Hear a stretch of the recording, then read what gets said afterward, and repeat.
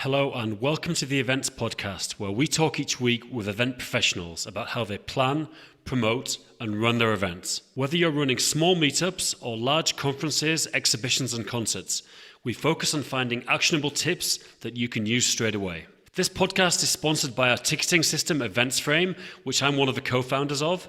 And we developed this system after running 300 plus events with my company Apps Events. And we had an endless search for an amazing and cost-effective ticketing and attendee management system. We've tried everything, and we designed EventsFrame to be super easy to use with the best discounting options out there. You can embed tickets in your own website or use our simple and elegant site builder. Most systems don't publish their pricing and they try to negotiate with you, and it usually ends up you're going to pay 3% plus to use a system, but we just have a flat, low and publicly available fee, and we have no ticket fees and no restrictions. We've got hundreds of live events using our system, so please give it a go. Head on over to eventsframe.com, and if you email me at dan@eventsframe.com, that's DAN, with the subject line podcast, I'm going to give you a special discount code. So on to today's interview. I was delighted to talk to Catalina Alvarez from Dynamite Circle, and she runs two huge conferences for location-independent entrepreneurs in Austin, Texas, and Bangkok, Thailand. Now, the one in Bangkok I've been going to for over 6 years. It's one of the few events I pay myself to go every year, and it's a really cool event. They do something great with the atmosphere. They always have good speakers, good meetups, good social events. And Catalina is the person behind that, dealing with all the logistics of the conference. So it was great to get an insight from her about how they organize the event, how they plan a year out, how they start selling tickets directly after the event finishes 1 year for the next year's event, how she deals with the hotel, how she deals with the speakers, how she has a team of volunteers helping run the event. So there's a lot of real down and dirty, actionable tips on how to run a conference for anyone who's interested in doing it. So I hope everyone has a great weekend, and here is the interview with Catalina. Hello and welcome to the Events Podcast. Today I'm delighted to be talking to Catalina Alvarez from the Dynamite Circle, and she runs, amongst other things, an event called DCBKK, which is a conference I was just at. I'm just back from just over a week ago in Bangkok, and it's something I've been going to for years, and I really love it. So it's great to talk to the person who's helping put the conference on. So hi, Catalina. How are you doing?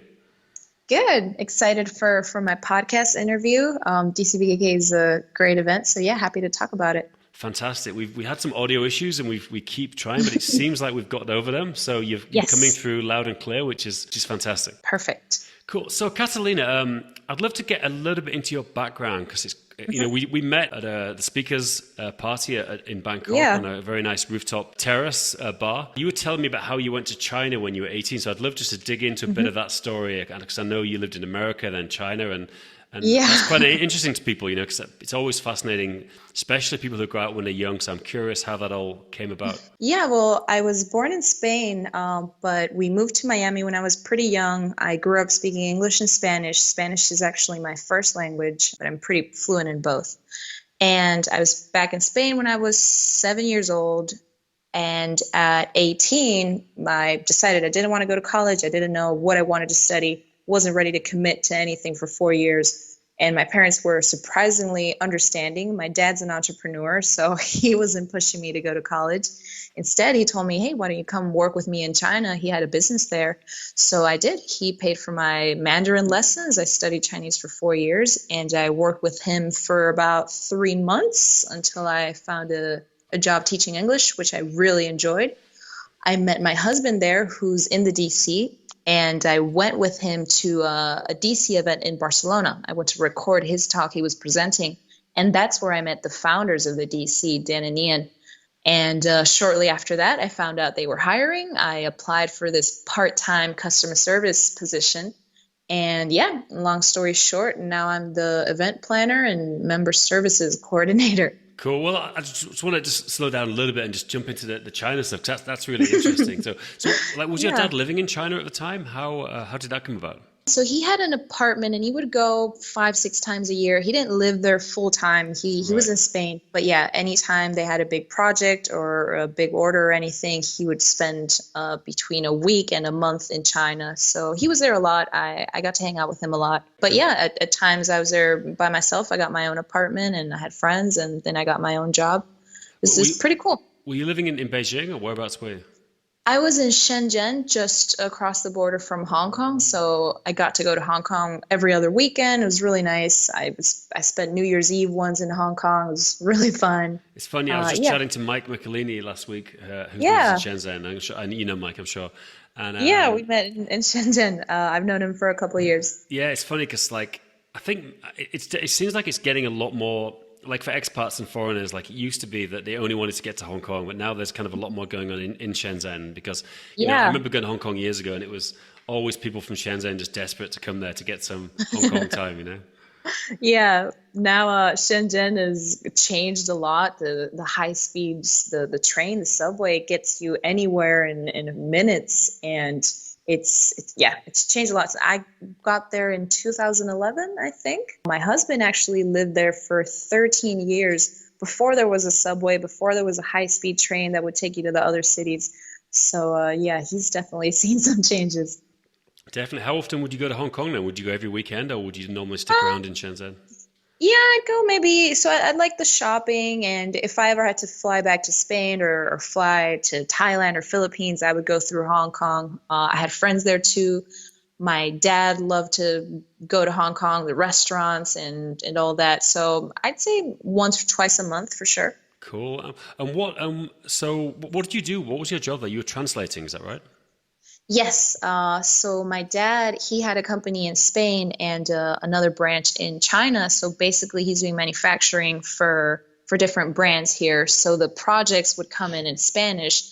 I would translate that to English and pass that on to his Chinese employees. They would go to the factories. So yeah, it was kind of that link between the Spanish side and the Chinese side. How good did your Chinese get in the end? It was pretty good. I studied a lot. I did 1 or 2 hour lessons every day. I was kind of immersed. Spent 4 years just really studying and speaking whenever I was out and about. I really made an effort to practice. I My Mandarin is fluent if it's just standard conversation. I don't have business vocabulary, but yeah, I can have a conversation with pretty much anyone. But isn't that tough? Because I know in that province generally, it's mainly Cantonese, isn't it? People are speaking. So I guess you were learning Mandarin in a Cantonese Um, speaking place. Was that kind of tough? Yeah. Well, Shenzhen is become kind of like Hong Kong. So people would come to Shenzhen to work from provinces all over China. Right. So most people in Shenzhen spoke Mandarin. If you went to Guangzhou, which is about an hour on the high-speed train, I believe, a lot of people spoke Cantonese there. But yeah, Shenzhen was a pretty much Mandarin all Oh over the wow, that's place. cool. I didn't know that. That's interesting. Yeah. And Cool. Mandarin So is surprisingly easy. So the characters and all that, of course, it's difficult. But in terms of the grammar, Mandarin is way easier than Spanish or English. When I taught English and now I'm trying to teach my husband some Spanish, I realized how much easier it is to learn Mandarin. yeah, it's funny. I've got a good friend in Taiwan who's fluent. He's American and he's fluent in Mandarin, and it never fails to impress people. I mean, he Yeah. grew up there. I mean, his parents ran Oh, an cool. orphanage, and so it was his first language. Oh, So wow. he speaks it like a local, and like it just never ceases to impress everyone around when he does that. Cool. Yeah, for sure. Cool. So let's fast forward a bit. How did you end up working with the DC with Dynamite Circle? And Yeah. let's explain what it is as well. What is a Dynamite Circle? Yeah, so the DC is an online community for entrepreneurs. It used to be pretty much all location independent entrepreneurs, but more and more we have people that have legit offices with hundreds of employees. So there's a little bit of everything. Definitely more location independent people, digital nomads. But yeah, it's a membership community. We have an online forum, and then Dan and Ian do a weekly podcast, the Tropical MBA podcast. And then we do a lot of in-person events.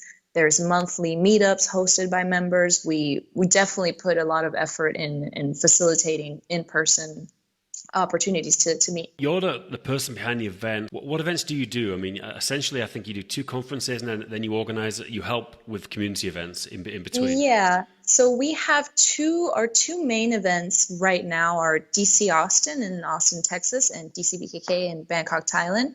And then we have about 10 to 12 smaller events that are organized by members of our community. So we help them, we support them with anything they need. We help them fund the events. We help them sell tickets. We're actually using EventsFrame now for all these Yeah, events. excellent. And I specifically, I focus on the two larger events. I organized DCX Barcelona this year just because I was in Spain and it was really easy for me to help Dan organize it. But yeah, I focus on the two larger ones and support the organizers of the smaller events. Cool. Well, let's talk a bit about DC Bangkok. 'Cause that's fresh in your mind. You Mhm. just ran it last month, and Yeah. it was a big conference. I think was it Yes. 300 people, just over. There were, yeah, I think it was 320 people, including staff and volunteers, sponsors, speakers. The whole deal was about 320, which is our largest event yet. The only thing you've got, which is makes your job very easy, I guess, is that you didn't have to sell. You didn't have to like sell tickets externally. I mean, this was a closed event for the community, isn't it? So you essentially start off with a captive audience. You've obviously got to convince them to want to come to the event. As far as I know, it was only people in DC who would buy tickets. Is that right? Yeah, there might have been a couple of exceptions. Maybe somebody wanted to bring their business partner Yeah, or yeah. their husband, wife who has a different business. But yeah, 95% members only. Yeah. What were the first steps of the organizing process? Like, did you start 6 months out, 3 months out, a year out? Did you have like, did you inherit like a process that you followed, or was it all Yeah. kind of pulling it together? Yeah, we have some processes in place.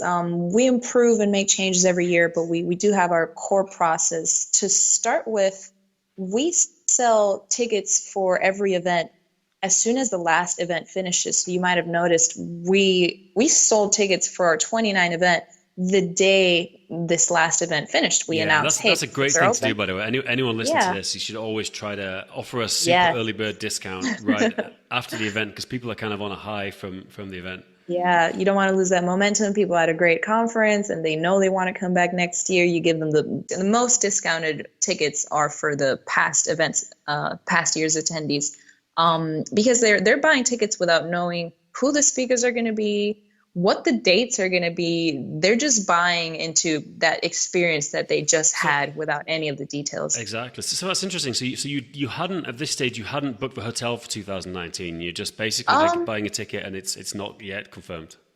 we're pretty sure we're going to go with the same hotel. Yeah. This year was the fifth year we work with the same hotel. We're 95% sure we'll use the Yeah, same yeah. hotel next year. We haven't confirmed the dates. They're usually around the same dates every year. But yeah, we'll finalize that in the next 2 weeks. I have the contract. We'll go back and forth and negotiate. But yeah, Sure. we'll close that It's pretty interesting soon. on the venue because there's two ways to look at it. Like on one, there's pros and cons of doing it the same place every year and moving it Yes. around to different places. I mean, the cons of doing it in the same place every year are some people get a bit bored of going to the same place, you know? Yes, And for and sure. but the pros are it's much easier from an Yes. organizer. And some people, conversely, they know where they're going, they know what to Hmm. do, you know? Moving it around, like it's always interesting and it's cool, but then it can be logistically twice as hard because you're dealing with a different hotel every Yeah, time, you know? as our events get larger and larger, it's just so easy to stay in the same hotel. We know they have the capacity. The service is always great. Yeah. We get all these terms and with payments and stuff. So one of the things that drives me crazy at these events is customs. So we have packages shipped from all over the world. Our sponsors ship their swag items to the hotel in Bangkok and they arrive. As they arrive, the delivery guy will tell the reception person, hey, you need to pay me $1,000 in custom fees, and they do it. They don't ask us any questions. At the end of the event, they're like, hey, here are all the things we paid for you, and we settle the bill. It's really easy for That's us. that's a good bonus because we found dealing with anything in Asia, it's always a hassle getting swag in. We even Yes. we try to order it locally as much as possible, just get it made. We run an Yes. event in Thailand actually, we just get everything made there. But if you've got a hotel that deals with it, that's cool. Yeah, they're great. They call customs for us and deal with the different shipping agents. They're really good. They know we're good clients and consistency. If we were to switch to another hotel, it's possible there may be some upsides. Like you said, people might appreciate the new different hotel. But in the end, I just feel like the cons outweigh the pros of moving to another hotel. Yeah, yeah, it's tough, you know.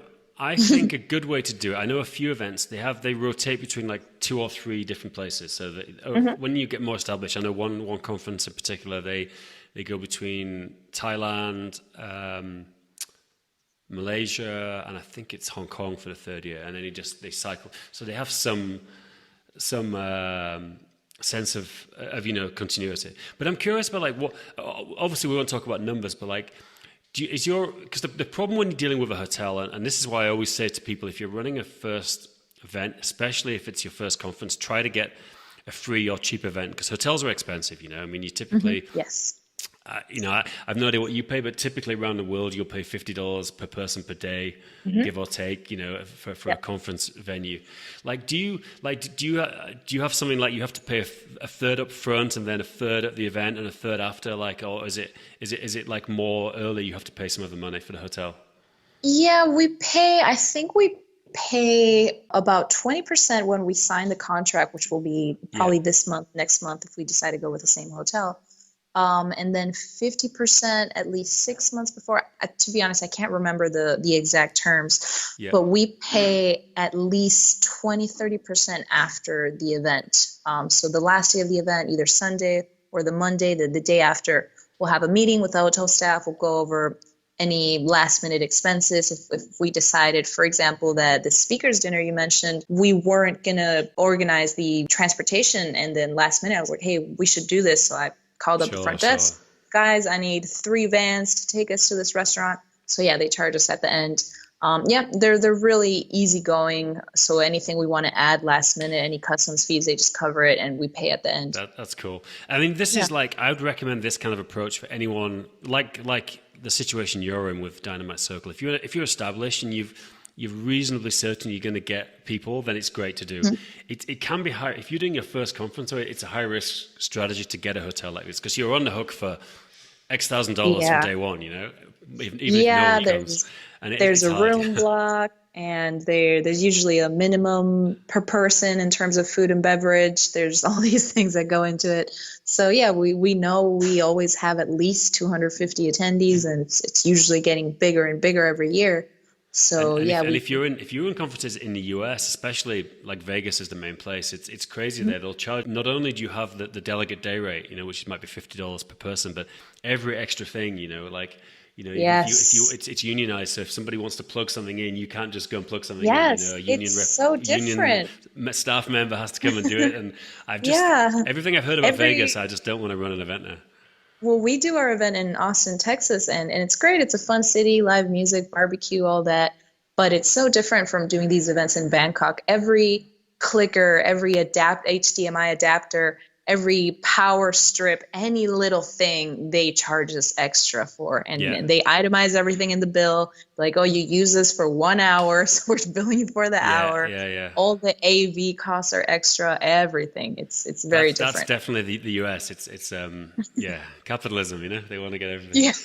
Yeah. So obviously great. The hotel you book straight away. What about the rest of it? Like the other logistics, like talking about speakers and building up your promotion. Do you do that pretty much straight after? And what's your basic project plan? What do you start doing first? Yeah, so we just closed ticket sales, the very early bird tickets. We just closed those. I think they're open for about a week right after the event. You can secure your spot for next year. Most discounted price, I think it's maybe $100 off the standard price. And we're going to open up ticket sales in, if not this week, next week for our Austin event. That's going to be in April. And then, so focusing on DCBKK, we'll open up tickets to the public probably in June, early summer.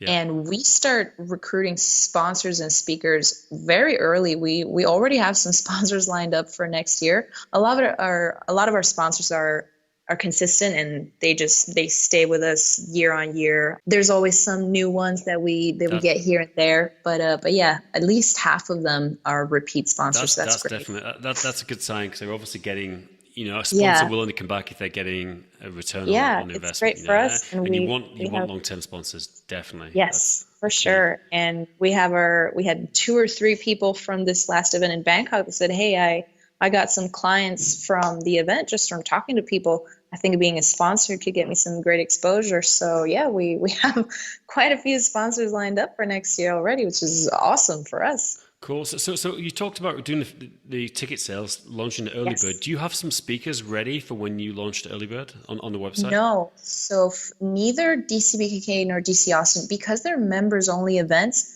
the main drive for these events is just the opportunity to connect with other entrepreneurs in person. Yeah. The speakers don't really move the needle when it comes to ticket sales. We've had big names in the past and it didn't really make a difference. So usually we don't announce the speakers until 2, 3 months before the events. Yeah.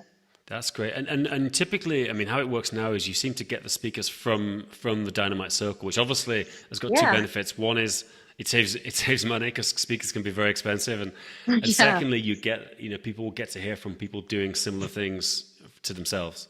Yeah, it's great. We have people that joined the community back in 2011, 2012, like yourself, and now they have these large businesses with 50, 100 employees. So we love hearing their stories. People love, all the other members love hearing these real life stories and how they got there, and the failure stories are really popular. We've had talks with people who explained how they lost $1 million in funding Yeah. and had to go bankrupt and start from zero, a totally new business. People love these real stories. Yeah. We've noticed our attendees prefer when the speakers are other members as opposed to having these big names and paying the founder of some big company, because the talks aren't usually as actionable. They're more inspirational. So yeah, Definitely. we've realized the real talk is what's I think that's appreciated. that's a trend generally. A lot of events are moving away from having inspirational keynotes because there's a lot. First of all, there's a lot more conferences out there now, and I think once you've heard a few, the first time you hear like a good inspirational keynote, you're like, that's great, it gets you fired up. But when you hear a lot, you're just like, yeah, whatever, like I didn't take any action on the last inspirational keynote, so I'd rather just Yeah. get like some key takeaways, like Yeah, do step this by step. task, this task. Yeah, that's how I see it. I mean, the events I run, I try to just keep it all like, what can you use on Monday, like in your, I mean, I run a lot of events for schools, and it's all about what can you use in the classroom next week, as opposed to making you feel fired up. Yeah, for sure. You need a bit of that. Yeah, this year we had a lot of our talks were pretty actionable, a lot of step by steps and screencasts and sharing all the details. We have four main stage speakers. They present in front of all 300 attendees. This year we tried a new format, which was, instead of having four, that fourth slot was divided into three lightning talks. So we had three about 10-minute talks, and the feedback was great. That's another thing I recommend. That last day of the event, people had a great time.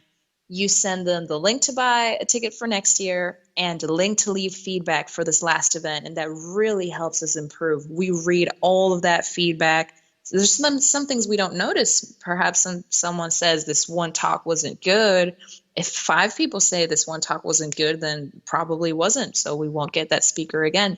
So yeah, we definitely put a lot of time into reading all that feedback. Definitely. It's good to do the feedback. I think you did it well, like right after the event, because people remember, and they're much more likely, you'll get it like twice as many people fill it in. Even if you submit like a day later, it drops off a cliff in terms of how many people fill in the form.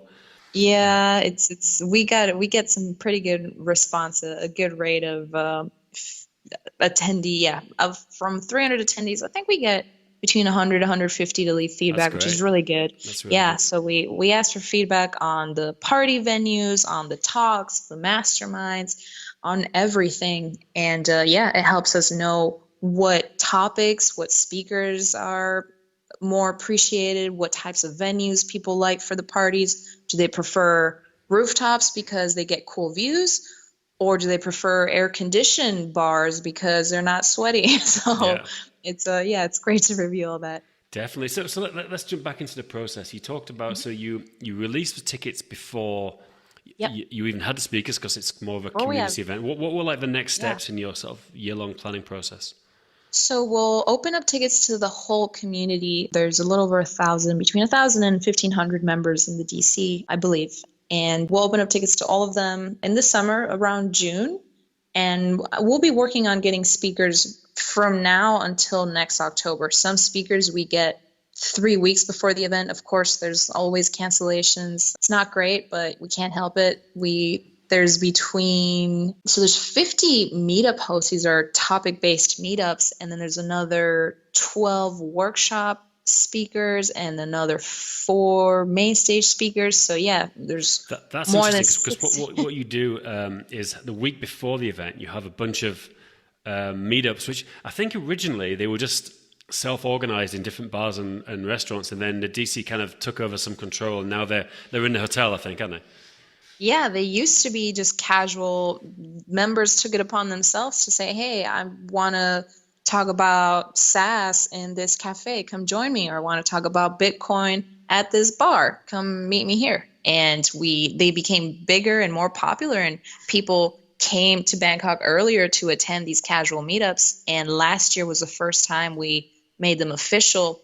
We reserved the space at the hotel for these meetups. And this year, they were even more popular. So we got larger rooms. Instead of 25 people per room, there was between 50 and 100. So that's another thing. Although we've had the same hotel for 5 years, the actual conference space changes because as our event gets bigger, we use different areas of the hotel. Couldn't make the week before this year, but I think that's a big part of the event. The fact you have all these events going on, like talks going on all the week before, it kind of makes it a week-long conference, really, doesn't it?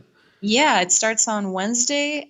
There's casual parties and meetups on Tuesday and it ends on Sunday. So yeah, it's pretty much the whole week. What, in terms of it, you talked about the speakers quite often drop out, like, because that's something that drives me crazy. Like, do you get people like the week before dropping out and stuff like that with kind of vaguely dodgy excuses?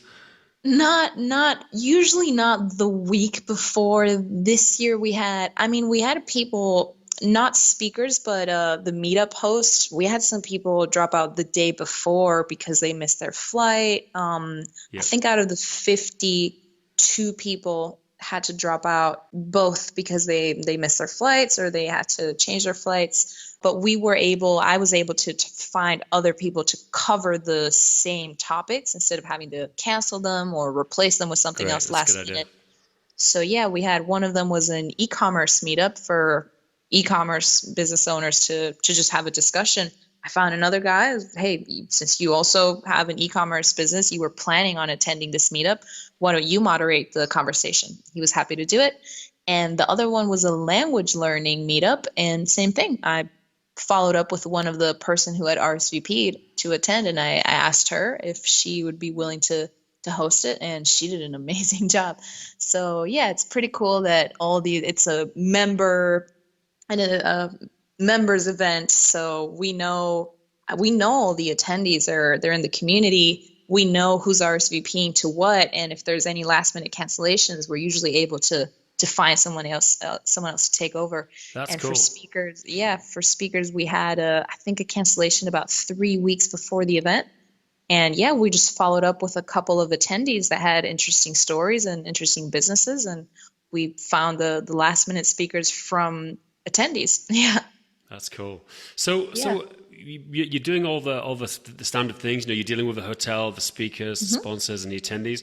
Is this all you? Like, I know you have a team running the event, which we'll get onto in a minute. But in the sort of pre-event phase, is it just you, or do you have anyone else helping with the logistics? Oh yeah, I have help. I do a lot of it. But the speaker recruiting is not really me. It's my colleague, Jessica, and we have another person on the team, and Dan and Ian. Everybody kind of helps with speakers. I focus on attendee communications, venues, sponsors, all the hotel logistics. The speakers are not really on my plate. Yeah, it's interesting because I think if they've never run a conference before, they've got to be ready that there's a lot of backwards and forwards communication with the attendees. Like it's huge. Like always, every day you're going to have multiple messages for months before the event, and I think a lot of people aren't quite ready for that. If they run an event like as a part-time thing, they don't realize it's going to be daily communication. Someone has to handle that because they've all got questions. Yeah. Sometimes good questions, sometimes ridiculous ones, but you've got to answer every question, you know? You do, and that's a really big part of the event. I mean, the finding the venues for 300 people is hard enough, but then the amount of emails I get every day leading up to and during the conference, people asking me what visa they should get in Thailand. It's like, come on, can you just Google it? Yeah, Do you exactly. really do I have to do this? I But always find yeah. setting up a good FAQ page as well. I mean, although a lot of people still won't read it, even if you do it, but you know, Yeah. having that, you try to solve it, but you're going to get the same questions. We do get a lot of the same questions, but it's fine. I mean, I'll go back to the last email I sent, copy the reply, and just change it a little bit. I try to reuse a lot of the same answers for these very similar questions. Sure. And the one thing we tried out this year was having an event app, and that was game changer. That was great because sometimes we send a daily email with kind of the rundown of each day's schedule, but a lot of people don't see it, or it goes into their spam, or they just forget, or they have a million emails and it gets lost in there. So having And that this was app, a Attendify app, wasn't it? That yeah, was it in was there? attended. It Is was the first. that a paid app or is it free? Yes, it was. We tried Guidebook earlier this year for the Austin event, and then we switched to Attendify. They're both paid apps. Attendify had some more features, had some different things. We loved it, and we received great feedback from attendees. They found it really helpful to have the schedule, everything just on their smartphone. You could open up each day's schedule. You could add specific sessions to your favorites. So then you could open up your favorites and just focus on all the things you want to attend without having to sift through the whole schedule. So That's yeah, cool. it was great. We'll be using that moving forward. Definitely. So let's move along towards the event. Like when do you get there? And also, who is in the team? Like, do you have kind of like an organizer's room? And who's there? Obviously, there's yourself and Jessica, but I know you have a bunch of volunteers which you recruit for the event as well. Yes. So we have, I would say, about half of our volunteers are members of the community. We have a lot of repeat volunteers. One of the woman, this person helping us, this woman, it was her 7th event volunteering, so she's done more events than me. She's great. Great. And She's the volunteers, you give them a free place to the event? Is that right? Yeah, so they get a free ticket in exchange for helping out. So there's times where they have to be at the registration table, or they have to cut up the name tags for attendees, or prepare the gift bags. But we make sure they get to attend at least 2-3 talks every day. Some of them get to participate in a mastermind. So yeah, they love it. We have a lot of repeat volunteers, so That's they're great. And happy. do you give each person a specific task? 'Cause that's something I generally do with volunteers in the team. You know, give everyone a specific task and with some backup as well in case they can't make it or whatever. Well, there's a lot of overlap. So Right. because we want them to attend some of the talks they're interested in, we before the event, so the day before, 2 days before, we all sit down together in this meeting room. We go over the event schedule. We assign people to specific talks. So if they want to attend this talk about software, then they're the person who's going to help that speaker make sure they have the clicker, microphone, Got it. adapter all set up, and then they just get to attend like any other person. So yeah, Definitely. we arrange shifts and go over the whole schedule. I wouldn't say each person has a specific task. It's more about shifts, and everyone does a little bit of everything. That's cool. Because I mean, I guess the four main areas I found with volunteers are obviously registration desk, and also Yes. if you're hosting inquiries there, that's really key, especially like at the start of the event. That's key Yeah. to be overstaffed there and be there early. I guess the second thing is dealing with speakers. You always got to have Yeah. someone on the stage ready. I mean, obviously, if you're in a hotel, you've got a hotel person, but someone ready just to liaise with the hotel, make sure there's Yeah. microphones and clickers and the presentations are Yeah. loaded. Or And I if guess there's the other any two, tech issue, sorry, if the slides stop working yeah, because the HDMI cable's having some trouble, we have people there to run to the hotel staff so they can come fix it ASAP. There weren't too many tech issues this year, thankfully, so that definitely. was easy. And then the other two, I guess, are that I found. You tell me if you've got more. The other one, catering, dealing with making sure the coffee and tea's coming on time, the lunch is ready. And related to that, the networking part is like getting to the venue early, double checking it, the space is ready, calling them Yes. out. They're kind of the things I really want to always have volunteers on.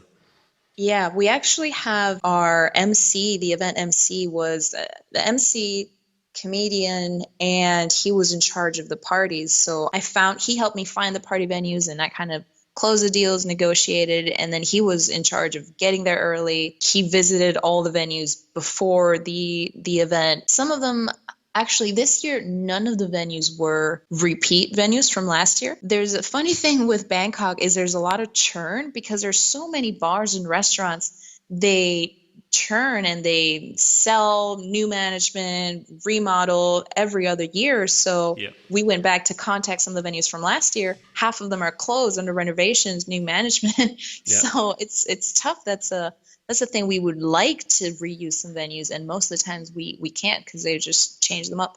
Sure. So Although it is cool to have new venues as well, So it yeah, probably didn't hurt you, but I get it's definitely more work, I'm sure.